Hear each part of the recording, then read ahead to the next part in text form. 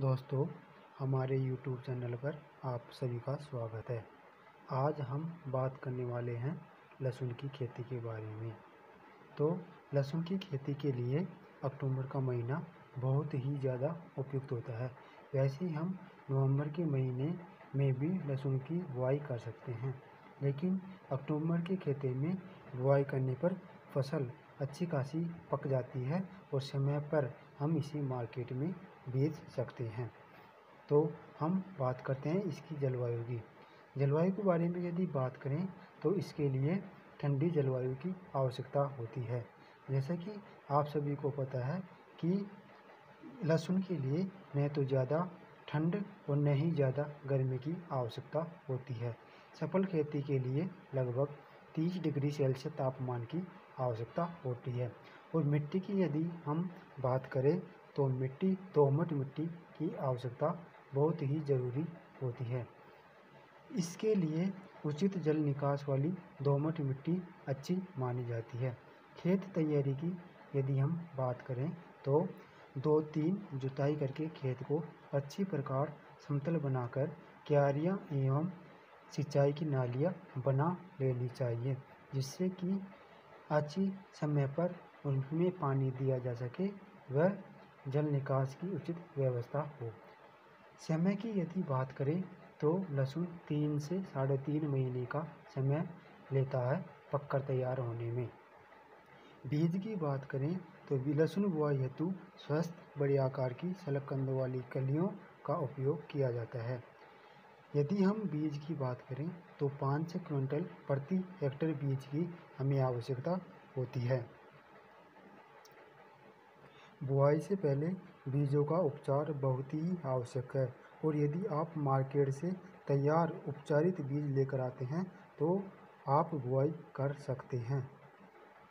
यदि लहसुन की कलियों को हम लगाने की बात करें तो कलियों को 5-7 सेमी की गहराई में गाड़कर ऊपर से हल्की मिट्टी से ढक देना चाहिए। बोते समय हमें यह ध्यान रखना बहुत ही आवश्यक है कि कली से एक दूसरी कली की दूरी लगभग 8 सेमी होनी चाहिए व एक कतार से दूसरी कतार की दूरी लगभग 15 सेमी होनी चाहिए। यदि हम खाद उर्वरक की बात करें तो यह भूमि की उर्वरकता पर निर्भर करता है। यदि आपकी भूमि अच्छी उर्वरक नहीं है तो आप उसमें खाद का उपयोग कर सकते हैं, नहीं तो आप पहले से डाले हुए गोबर की अच्छी सड़ी गली खाद का ही उपयोग करें, जिससे कि हमें यदि हम बात करें लहसुन की पैदावार तो बुआई के तुरंत बाद हल्की सिंचाई कर देनी चाहिए, जिससे कि हमारा बीज अंकुरित हो सके और अंकुरित होकर वह बाहर आ सके। फिर हमें समय समय पर 7-8 दिन के अंतराल से सिंचाई की जानी चाहिए और यह सिंचाई समय समय पर जारी रखनी चाहिए, जिससे कि हमारे लहसुन की फसल में सही प्रकार से बढ़ोतरी हो सके। फसल पकने के समय हमें यह ध्यान रखना बहुत ही अति आवश्यक है कि हमें 15 दिन के अंतराल पर सिंचाई उस समय करनी चाहिए।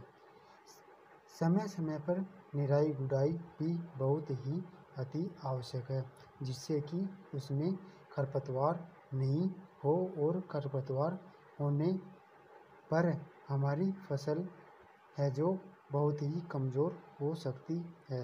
अतः समय समय पर निराई गुड़ाई करवाएं व हमारी फसल में ग्रोथ लाएं।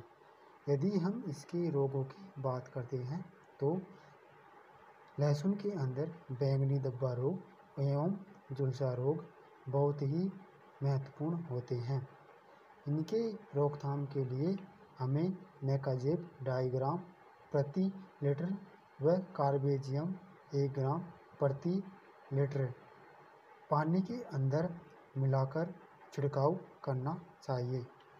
खुदाई करते समय पौधे की पत्तियां पीली पड़ जाए उस समय हमें इसकी खुदाई करनी चाहिए। यदि हम इसकी उपज की बात करें तो प्रति हेक्टेयर 150 से 200 क्विंटल उपज हमें प्राप्त होती है। यदि हम इसकी भंडारण की बात करें तो अच्छी प्रक्रिया से सुखाए गए लहसुन को उनकी छटाई कर साधारण हवादार घरों में रख सकते हैं और हम उस लहसुन को अच्छी मार्केट रेट मिलने पर मार्केट में बेचने के लिए ले जा सकते हैं और अच्छी इनकम प्राप्त कर सकते हैं। और यदि अभी तक आपने हमारे वीडियो को लाइक